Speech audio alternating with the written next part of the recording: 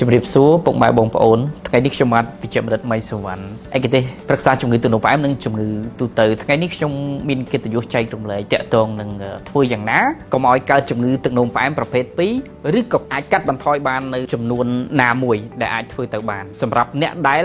មិនទាន់កើតជំងឺទឹកនោមផ្អែមទី1ប្រសិនបើយើងលើសគីឡូយើងត្រូវសម្រកគីឡូវាន័យថាម៉េចសម្រាប់គីឡូដែលសម្រាប់សុខភាពល្អខ្ញុំឧទាហរណ៍ថាបុគ្គលម្នាក់1.65 បុគ្គលម្នាក់1.65 អញ្ចឹងបុគ្គលហ្នឹងគឺ165 សង់ទីម៉ែត្រអញ្ចឹងដក100ចេញការងារគឺដក100ចេញសល់65ហ្នឹងគឺជាគីឡូដែលល្អសម្រាប់គាត់អាច62 63 64 65អញ្ចឹងអត់ឲ្យលើ65ឯកាណាលើ65ចែកទៅគឺថា BMI របស់យើងចាប់ផ្ដើមលើហើយនេះទី1ហើយតកតងនឹងទី2របបអាហារតកតងអាហារនិយាយជារួមអាហារណាដែលមានជាតិផ្អែមខ្លាំងកាត់បន្ថយអាហារអត់សូវផ្អែមអាចភាសាច្រើនហើយតកតងនឹងគ្រឿងកំប៉ុងគ្រឿងផ្អែមហ្នឹងយើងកាត់បន្ថយចាប់ផ្ដើមកាត់បន្ថយហើយនៅក្នុងតកតងនឹងអាហារដែរហ្នឹងគឺលាយជាមួយតកតងនឹងការហាត់ប្រាណមួយថ្ងៃ30នាទី